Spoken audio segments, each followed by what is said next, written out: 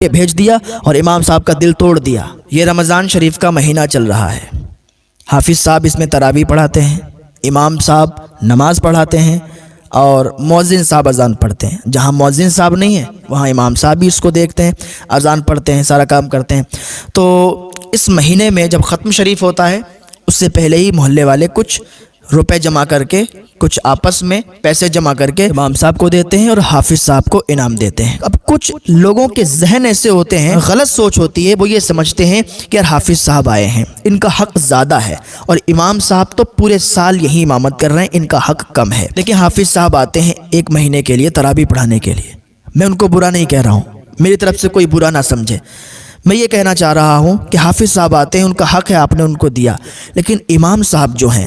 وہ 12 مہینے آپ کی خدمت کر رہے ہیں، آپ کو نماز پڑھا رہے ہیں، آپ کے گھر اگر کوئی انتقال کر جاتا ہے تو نماز جنازہ بھی پڑھا رہے ہیں، تیجا چالیسواں بھی کر رہے ہیں، ہر جمعرات آپ کے یہاں فاتحہ بھی پڑھ رہے ہیں، نکاح بھی پڑھا رہے ہیں، آپ کے سکھ دکھ میں آپ کے ساتھ ہیں، ہاں 12 مہینے ہی آپ کے ساتھ ہیں،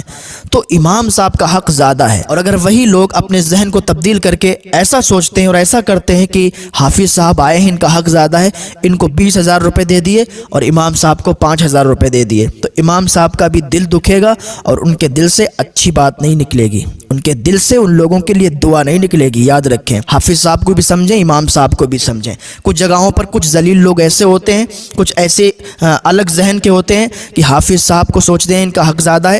میں کسی کو غلط نہیں کہہ رہا ہوں، انہوں نے اپنے ذہن میں کیا سوچا ہوگا کہ رمضان شریف کا مہینہ جب مکمل ہو جائے گا، ختم شریف ہوگا، تو انہیں بھی روپے ملیں گے، لیکن پورے 12 مہینے جو آپ کی خدمت کرتا ہے اس کو آپ 2,000 روپے پکڑاتے ہو، جو ایک مہینے کے لیے تراویح پڑھانے آتا ہے اس کو آپ 20,000 30,000 50,000 روپے دیتے ہو، یہ بات غلط ہے۔ میں کسی کو منع نہیں کر رہا ہوں کہ آپ ان کو نہ دیں، حافظ صاحب کو دیں، 50,000 دیں، 1,00,000 دیں، لیکن امام صاحب کا بھی خیال رکھیں۔ آپ کے 12 مہینے آپ کی خدمت کر رہے ہیں، ان کو بھی دیکھیں، 2-3 ہزار روپے ان کو نہ پکڑائیں، امام کو کمتر مت سمجھیں۔ جس نے امام کو کمتر سمجھا اس کی ساری نمازیں ان کے پیچھے جتنی پڑھ چکے ہیں وہ سب برباد ہو جائیں گی، ختم ہو جائیں گی، ان کا انہیں ثواب نہیں ملے گا۔ جس نے امام سے اونچی آواز میں بھی بات کری اس کی ساری عبادتیں ختم ہو جائیں گی۔ جس نے امام کو ٹیڑھی نگاہ سے بھی دیکھا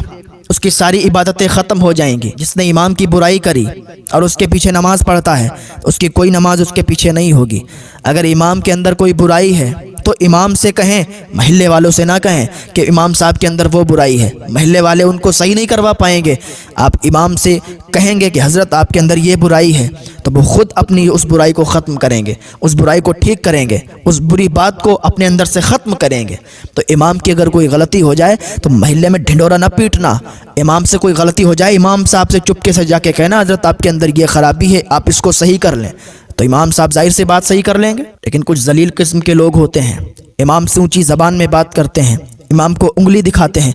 توڑ دینا چاہیے ان کی انگلی، بند کر دینا چاہیے ان کی زبان، جو امام سے اونچی زبان میں بات کرتے ہیں۔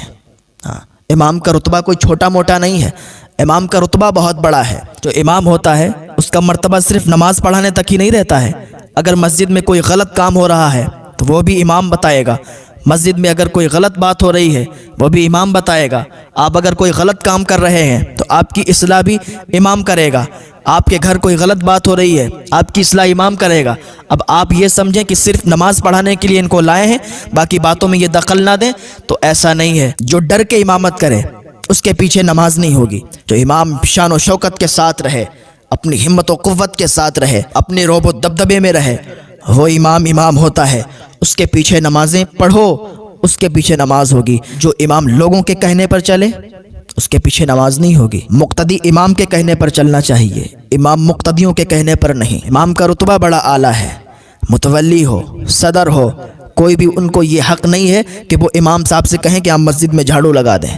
وہ امام صاحب سے کہیں آپ مسجد کی لائٹ بند کر دیں، وہ امام صاحب سے کہیں آپ گندگی صاف کریں۔ امام کا رتبہ بڑا اعلیٰ ہے۔ یہ سارے کام تو متولی، صدر اور مسجد کے کارکنان کے ہوتے ہیں۔ صفائی کرنے کا حق مسجد کے کارکنان کو ہے، محلے والوں کو ہے کہ وہ آ کے صفائی کریں، وہ آ کے چٹائی بچھائیں، وہ آ کے مسجد کی لائٹیں بند کریں کھولیں، ہاں وہ آ کے سارا مسجد کا کام کریں۔ امام کا یہ حق نہیں ہے۔ امام صرف نماز پڑھائے گا اور کوئی بری بات اگر آپ کے اندر ہے وہ آپ کو بتائے گا صحیح کرنے کے لیے، آپ کوئی غلط کام کر رہے ہیں وہ آپ کو روکے گا، ہاں، تو رمضان شریف کے مہینے میں خاص کر اماموں کا خیال رکھیں. حافظ کو اگر آپ پیش کریں تو امام صاحب کا بھی خیال رکھیں, امام صاحب کو بھی اسی حساب سے دیں. ایسا نہ کرنا کہ حافظ صاحب کا دل خوش کر کے بھیج دیا اور امام صاحب کا دل توڑ دیا. جو لوگ اللہ کی راہ میں خرچ کرنے والے ہوتے ہیں, امام صاحب کو دینے والے ہوتے ہیں, وہ کبھی بھی امام صاحب سے اونچی زبان میں بات نہیں کرتے ہیں, ادب کے دائرے میں رہ کے بات کرتے ہیں, کیونکہ وہ ان کو دینے والے ہوتے ہیں, ان کا حق چھیننے والے نہیں ہوتے ہیں. ہاں, یاد رکھنا یہ بات. اور ایک بات اور یاد رکھیں, جو امام کو ستانے والے ہوتے ہیں, جو امام سے اونچی زبان میں بات کرنے والے ہوتے ہیں, وہ ہر وقت پریشان رہتے ہیں. ان کے گھر میں پریشانی ہوتی ہے, ان کے اندر پریشانی ہوتی ہے, کیونکہ ان کا دل گھٹن میں رہتا ہے. اللہ تعالیٰ ان کے دل میں گھٹن پیدا کر دیتا ہے جو امام سے اونچی زبان میں بات کرتا ہے, جو امام کو ستاتا ہے. ہاں, یاد رکھنا یہ بات, ان کے دل میں گھٹن ہوتی ہے, کیونکہ جو اللہ کا ذکر کر رہا ہے, لوگوں کو اچھی باتیں بتا رہا ہے, لوگوں کو دین کی باتیں بتا رہا ہے, اور اگر آپ اس کو برا کہیں, اس پر انگلی اٹھائیں, اس سے اونچی زبان میں بات کریں, اس کے راستے میں اڑنگا ڈالیں, تو آپ کے دل میں گھٹن نہیں ہوگی تو پھر کیا ہوگا. ہاں, وہ ایک بزرگ کے